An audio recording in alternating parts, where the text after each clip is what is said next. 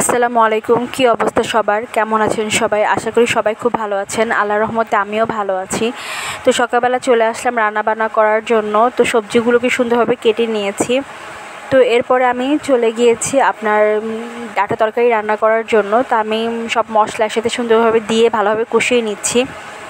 তো মশলা কষানোর হয়ে গিয়েছে। এরপর আমি দিয়ে দিলাম ডাঁটাগুলো। ডাঁটা আসলে হতে একটু টাইম লাগে, সো এর জন্য আমি সবার আগে ডাঁটাটাই বসিয়ে দিয়েছি। তো আমি ডাঁটাগুলোকে দিয়ে আরও কিছুক্ষণ কষিয়ে নিব।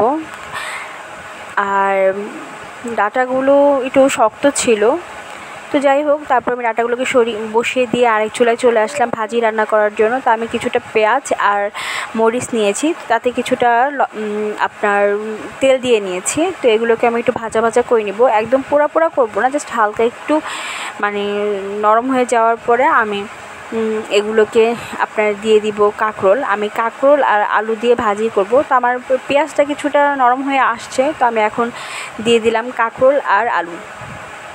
তো কাঁকরোল আর আলু ভাজিটাই আমার বেশি ভালো লাগে আপনার তরকারি থেকে। তো তারপর আমি এগুলোকে খুব ভালোভাবে মিশিয়ে নিব। তো এর পাশে আমি দেখলাম যে আমার ডাল মোটামুটি মশলাটা কষানো হয়ে গিয়েছে। তো আমি আরও কিছুক্ষণ ঢেকে দিব। আসলে তরকারি যত কষানো হয় ততই বেশি ভালো লাগে। তো তারপরে ভাজিতে চলে আসলাম। ভাজিতে কিছুটা লবণ আর হলুদ দিয়ে নিয়েছি। তো এগুলোকে আমি ভালোভাবে মিশিয়ে নিব।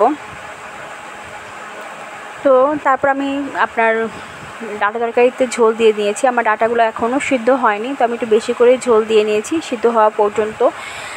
তো তারপর আমি চলে আসলাম আপনার শাক ধোয়ার জন্য। শাকে আসলে প্রচুর পরিমাণে বালু ছিল, তো এগুলোকে খুব ভালোভাবে আমি ধুয়ে নিচ্ছি। তো এরপর আমি চলে আসলাম আমার ডাঁটা তরকারিতে। ডাঁটাতে আমি যেই মাছগুলো ভেজে রেখেছিলাম, তো সেই মাছগুলো দিয়ে দিয়েছি। আমি এগুলোকে দিয়ে আরও কিছুক্ষণ রান্না করে নেব।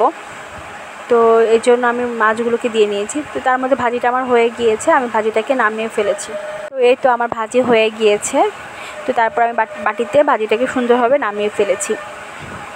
তো তারপর চলে আসলাম আমি আরেকটা কড়াইতে কিছুটা তেল আর পেঁয়াজ দিয়ে নিয়েছি। তো তারপর আমি এগুলোকে সুন্দরভাবে ভাজা ভাজা করে নিব। তো তারপর আমি এগুলোকে কিছু ভেজে নিয়েছি। তো তারপর মশলাগুলোকে আমি ভালোভাবে দিয়ে কিছুটা কষানো হয়ে গিয়েছে। তো সামান্য পানি দিয়ে নিয়েছি আর কিছুটা ছোটো চিংড়ি মাছ দিয়ে নিয়েছি। তো তারপর আমি যে পুঁইশাকগুলোকে ধুয়ে রেখেছিলাম এগুলো দিয়ে দিলাম। সবগুলো একসাথে দিয়ে আমি কিছুক্ষণ নাড়াচাড়া দিয়ে নিব।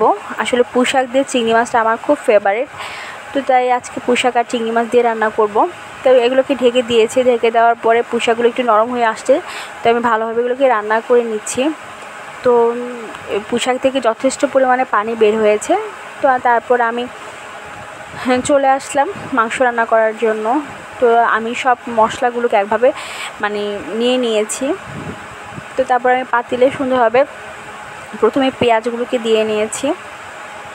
তো তারপর আপনার দারচিনি, এলাচ যে মশলাগুলো থাকে এগুলো আর আদা রসুন বাটা দিয়ে নিয়েছি। তারপর আমি শুকনো উপকরণগুলো দিয়ে নিলাম। এখানে হলুদ, মরিচ, লবণ, জিরা ফাঁকি, তারপরে ধনিয়া ফাঁকি, গরম মশলা, তারপর একটু গোলমরিচ সব কিছু মিলে নিয়েছি। তো তারপর আমি সব কিছু দিয়ে ভালোভাবে হাত দিয়ে মেখে নিচ্ছি। আসলে আমার কাছে এটা হাত দিয়ে মেখে নিতেই বেশি ভালো লাগে। তো আমি আগে মশলাগুলোকে মেখে নিয়েছি। তো তারপর আমি মাংসগুলোকে খুব সুন্দরভাবে ধুয়ে রেখেছিলাম। তো তারপরে মাংসগুলোকে এগুলো দিয়ে রেখেছি। তো দিয়ে আমি আসলে এগুলোকে সামান্য একটু তেলও দিয়ে নিয়েছি।